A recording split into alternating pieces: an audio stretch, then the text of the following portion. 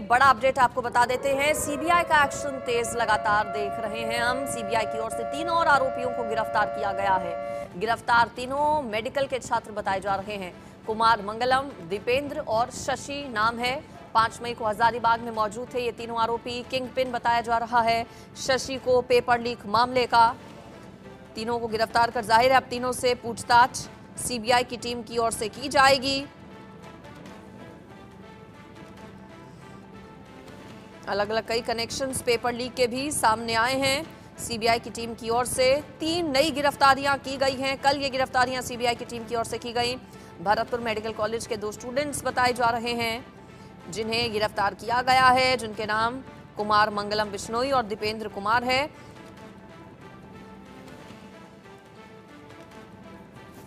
पांच मई को हजारीबाग में बताया जा रहा है कि तीनों मौजूद थे।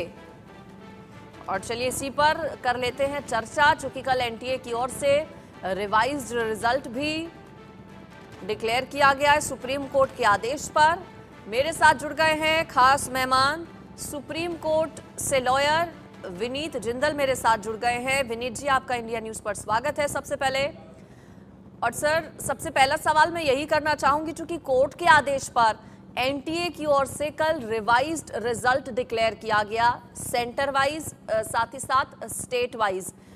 अब पर्पस जो था, क्या वो सर्व हुआ कोर्ट के आदेश पर? चूंकि एनटीए ने ये रिजल्ट जारी किया, जो पर्पस था इस रिजल्ट को जारी करने के बाद, क्या वो सर्व होता नजर आ रहा है? चूंकि कई सेंटर्स पर धांधली की खबर साफ तौर पर रिजल्ट के जरिए सामने आई है। विनीत जी, देखिए एनटीए ने रिजल्ट डिक्लेयर कर दिया है, लेकिन इसके ऊपर भी जो याचिका करता है सर्वोच्च न्यायालय में या कुछ अभ्यर्थी जो हैं इस पूरे जो नीट का एग्जाम जिन्होंने दिया है, उन्होंने क्वेश्चन रेज किया है और कल एक लेटर एजुकेशन मिनिस्टर को दिया गया है जिसमें कहा गया है कि एनटीए ने जो रिजल्ट जारी किया है उसमें पूरी डिटेल्स नहीं दी गई और रोल नंबर जो है बच्चों के वो उसमें नहीं है। और सर्वोच्च न्यायालय ने कहा था कि आप सिर्फ जिस चीज से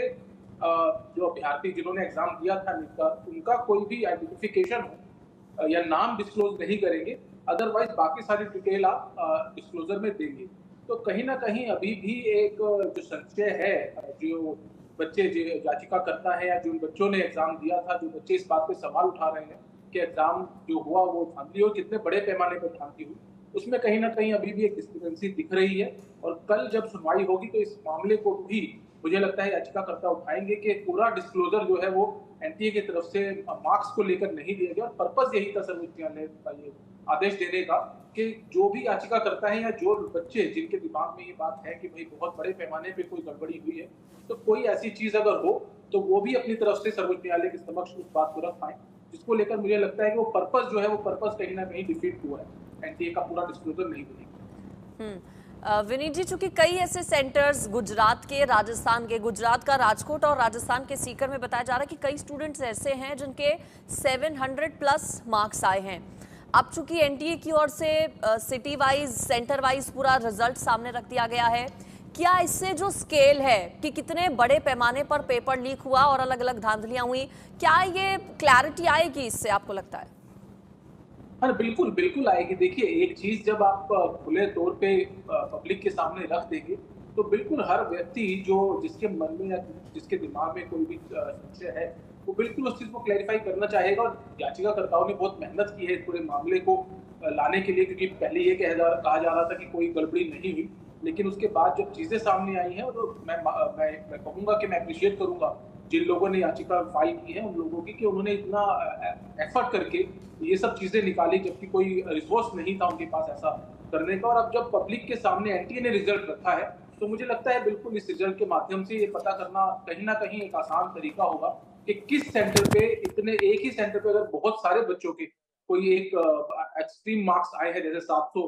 के आसपास के 12 या 13 बच्चे सिर्फ राजकोट में, 24 बच्चे बताए जा रहे हैं, इस तरीके की जो है संख्या आ रही है। तो अगर ऐसा है तो बिल्कुल कहीं ना कहीं सवाल जरूर खड़ा होता है कि एक सेंटर पे ही इतने बच्चों के 700 पूरे एग्जैक्ट लेकिन मार्क्स विनीत कैसे जी, फिर ऐसे में एक सवाल ये भी कि हो सकता है कुछ स्टूडेंट्स ऐसे हों जिन्होंने वाकई दिन रात मेहनत करके ये अंक अच्छे हासिल किए हों। ऐसे में क्या ये अब चुनौतीपूर्ण नहीं रहेगा कि फिगर आउट कैसे किया जाए कि कौन कौन पेपर लीक में शामिल रहा, किस किस तक पेपर पहुंचा और कौन वाकई में सच है, वाकई में जिसने दिन रात मेहनत करके ये अंक हासिल किए हैं, जिसके मेहनत के अंक हैं?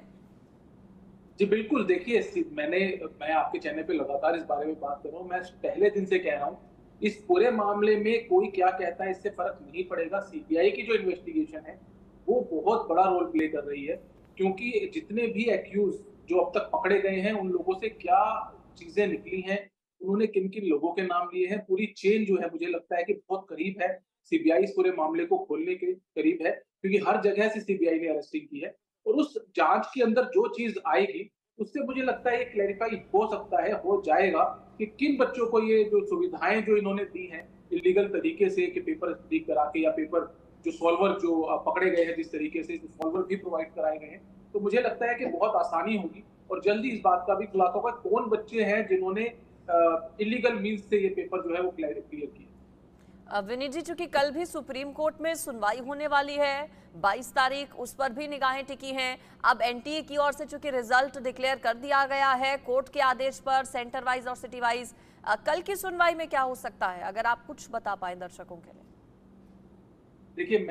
मेरा मानना ये है कि सीबीआई की जो रिपोर्ट आएगी, क्योंकि सीबीआई ने नई अरेस्टिंग्स भी की हैं और इन्वेस्टिगेशन लगातार चल रही है। सीबीआई ने पहले भी रिपोर्ट फाइल किया और सीबीआई ने भी कहीं न कहीं रिपोर्ट में ये कहा है कि बहुत बड़े पैमाने पर अब तक उनको कोई ऐसा एविडेंस नहीं मिला है कि बहुत बड़े पैमाने पे कोई गड़बड़ी हुई हो। 2 या 3 सेंटर्स की बात जैसा एनटीए शुरू से कह रहा है, उस तरीके की बात ही सीबीआई की रिपोर्ट में अभी तक निकल के आई है। लेकिन कल क्या report status report CBI file करती है उसके ऊपर बहुत बड़ा जो है निर्भर करेगा। जो सर्वोच्च न्यायालय जो भी डिसीजन ले, वो मुझे लगता है कि सीबीआई की जो रिपोर्ट फाइल होगी, क्योंकि इन्वेस्टिगेशन एजेंसी है, इंडिपेंडेंट इन्वेस्टिगेशन एजेंसी है, तो मुझे लगता है कि बहुत बड़ा रोल प्ले करेगी वो रिपोर्ट जो सीबीआई फाइल। कई तो बहुत ज्यादा चौंकाने वाले रिजल्ट विनीत जी सामने आए हैं और उसमें यह है कि जिन स्टूडेंट्स की तरफ से 12वीं तक पास नहीं की गई थी, उन छात्रों की ओर से भी टॉप कर दिया गया। तो ऐसे स्टूडेंट्स को लेकर क्या और ज्यादा संशय बढ़ रहा है कि उन तक जरूर शायद पेपर पहुंचा हो? देखिए, जब कोई गलत चीज होती है, जैसा कि पेपर लीक का ये मामला है, तो बिल्कुल ये डिटरमिन करना, वो भी इतने शॉर्ट पीरियड में, देखिए 5 जुलाई का एग्जाम, जून का एग्जाम था और उसके बाद ये समय, इतने छोटे समय में अगर आप कहें कि इन्वेस्टिगेशन को कंप्लीट कर लिया जाए, तो मुझे लगता है बहुत मुश्किल है सीबीआई के लिए भी और बहुत बड़े पैमाने पर इन्वेस्टिगेशन चल रही है। हर स्टेट में सीबीआई इसके ऊपर काम कर रही है। कोर्ट का जो डिसीजन है, अगर हम उसकी बात करें, तो बिल्कुल वो इसी बात पर निर्भर करेगा कि जांच में क्या आ रहा है और इतने छोटे समय में सर्वोच्च न्यायालय को ये डिसाइड करना कि एग्जाम कराया जाए या नहीं कराया जाए, ये भी बहुत कठिन है। और बाकी बात बिल्कुल सही है कि अगर पेपर दोबारा कराने का ऑर्डर भी कोर्ट करता है, तो वो बहुत ज्यादा गलत इम्पैक्ट देगा उन बच्चों के ऊपर जिन बच्चों ने पूरी मेहनत से पूरे साल अपने पैसे लगाकर क्लासेस ली,